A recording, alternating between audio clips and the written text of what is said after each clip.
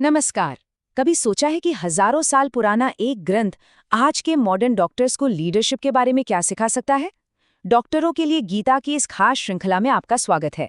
आज हम भगवद गीता के श्लोक 8 के जरिए इसी सवाल का जवाब ढूंढेंगे। चलिए किसी भी अस्पताल का एक आम दिन इमेजिन करते हैं। एम्बुलेंस के सायरन की आवाज, परेशान चेहरे लिए परिवार और तेजी से चलते डॉक्टर्स और नर्सेस, ये सब एक बहुत ही जानी पहचानी दुनिया है ना? लेकिन इस पूरी भागदौड़ और तनाव के बीच कुछ लोग ऐसे होते हैं जिनकी मौजूदगी का एहसास ही कुछ अलग होता है।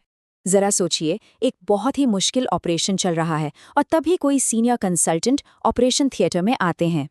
कैसे पूरी टीम में अचानक एक सुकून, एक भरोसा सा आ जाता है। ठीक इसी तरह कुरुक्षेत्र के मैदान में दुर्योधन अपनी सेना का मनोबल बढ़ाने के लिए अपने सबसे मजबूत महारथियों का नाम लेना शुरू करता है।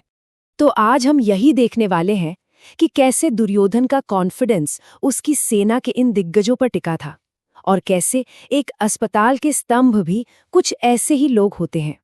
हम ये भी जानेंगे कि स्किल से भी बढ़कर क्या है और इससे एक डॉक्टर को क्या शाश्वत ज्ञान मिल सकता है। तो सीन है कुरुक्षेत्र का। दुर्योधन अपने गुरु द्रोणाचार्य के सामने अपनी सेना की ताकत गिनवा रहा है। वो उन महारथियों का जिक्र करता है जिन पर उसे सबसे ज्यादा भरोसा है, जो उसकी सेना की असली जान है।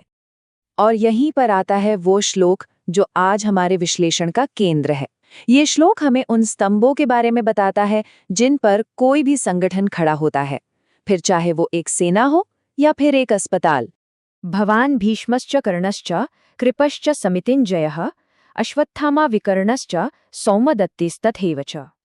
तो इस श्लोक में दुर्योधन कह रहा है, आप भीष्म, कर्ण और युद्ध में हमेशा जीतने वाले कृपाचार्य, अश्वत्थामा, विकर्ण और सोमदत्त के पुत्र भूरिश्रवा, ये सब हमारी सेना में हैं। मतलब ये वो शक्तिशाली कमांडर हैं जो उसकी जीत पक्की करने वाले थे। देखिए, दुर्योधन यहाँ सिर्फ नाम नहीं गिना रहा है।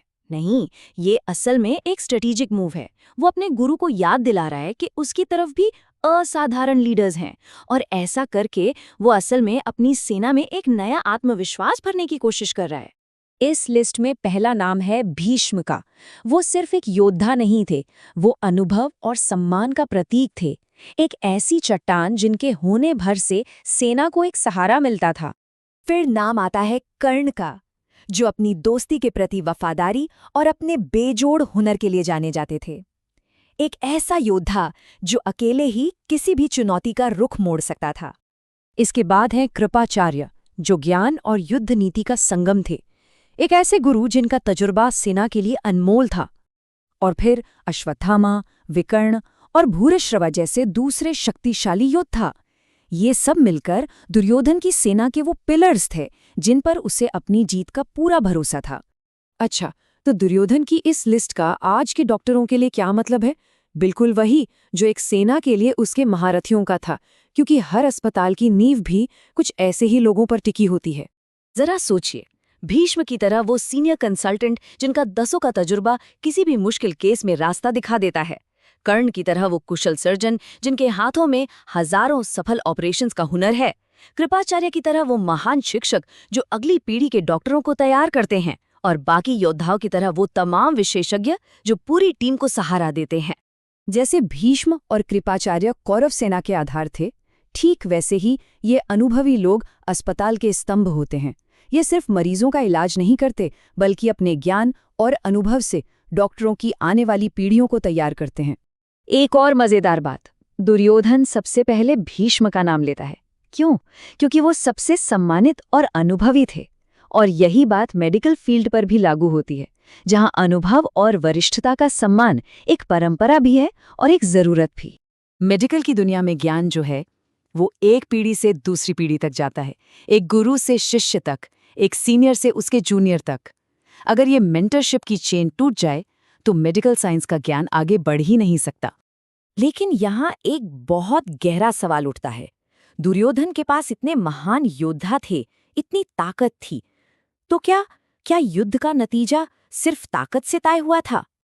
नहीं, इतिहास गवाह है कि युद्ध का फैसला सिर्फ ताकत से नहीं बल्कि धर्म से हुआ, यानी सही रास्ते पर चलने के सिद्धांत से। और डॉक्टरों के लिए ये एक बहुत बड़ा सबक है। आपका कौशल और अनुभव बेशक बेशकीमती हैं, लेकिन आपकी असली ताकत आपकी नैतिकता, आपकी करुणा और मरीज के प्रति आपके कर्तव्य में है।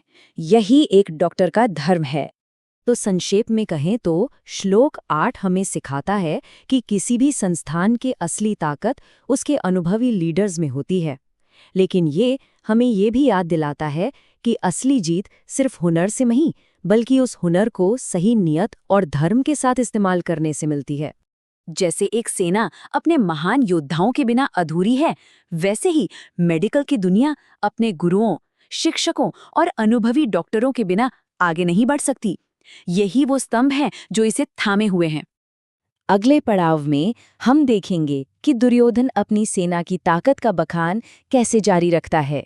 तो जुड़े रहिएगा, क्योंकि हम गीता के ज्ञान को डॉक्टरों की दुनिया से जोड़ना जारी रखेंगे, एक समय में एक श्लोक के साथ।